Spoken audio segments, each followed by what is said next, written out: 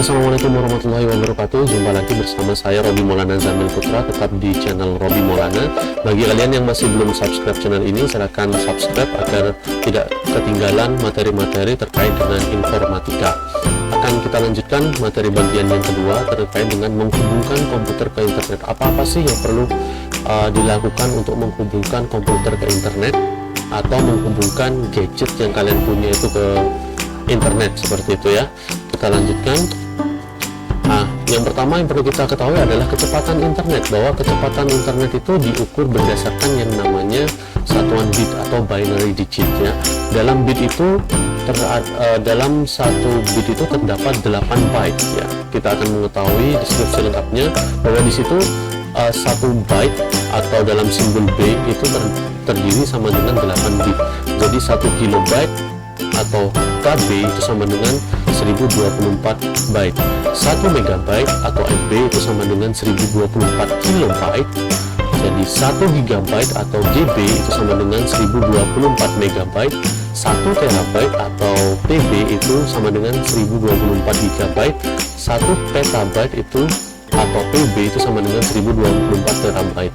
Nah, ini bisa menjawab pertanyaan kita selama ini ya, kenapa kalau kita itu membeli paket data itu ada yang namanya byte-byte dan lain-lain. Karena memang ketika kita melihat video, ketika kita mengirim pesan, ketika kita mencari materi, itu semua akses internet itu diukur berdasarkan byte-nya.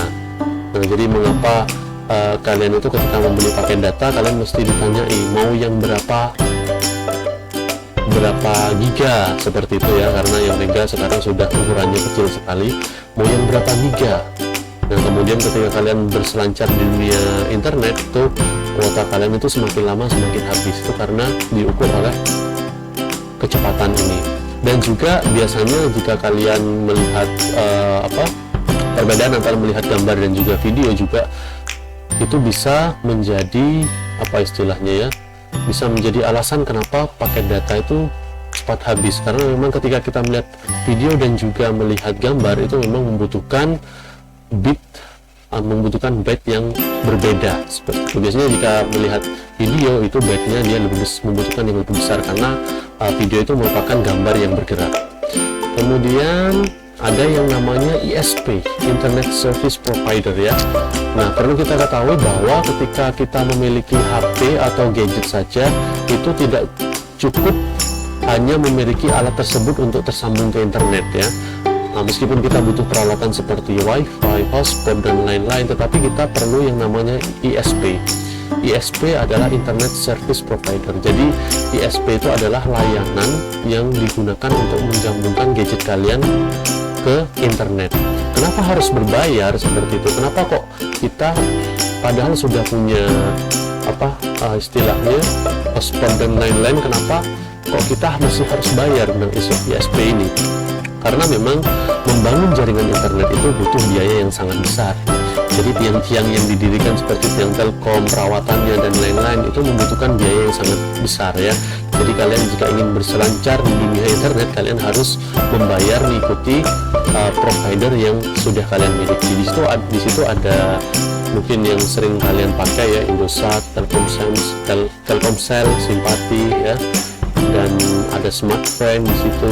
Biasanya kalau kalian istilahnya ingin bergabung menggunakan WiFi, menggunakan jasa WiFi, biasanya kalian bisa menggunakan yang namanya IndiHome, Speedy dan lain-lain. Itu adalah Internet Service Provider, penyedia layanan internet. Jadi tanpa itu mungkin kalian tidak akan bisa berselancar di dunia internet, seperti itu.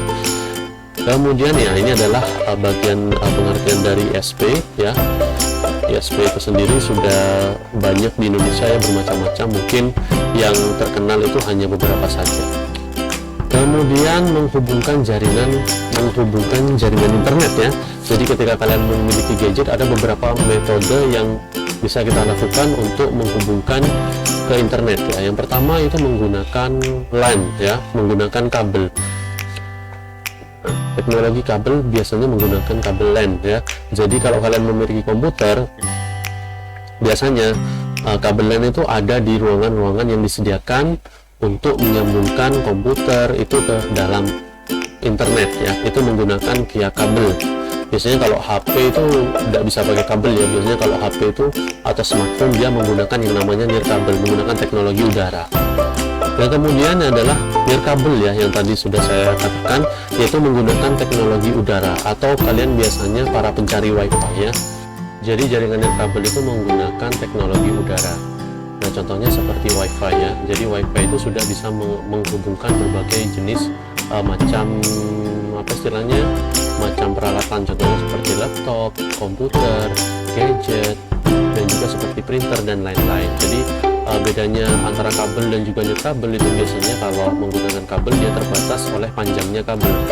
Tetapi kalau kita menggunakan nirkabel, kita apa istilahnya, memang terdapat batasan jarak, tetapi lebih leluasa untuk memindahkan gadget yang kita punya tanpa harus mengotak-atik kabel yang sudah ada.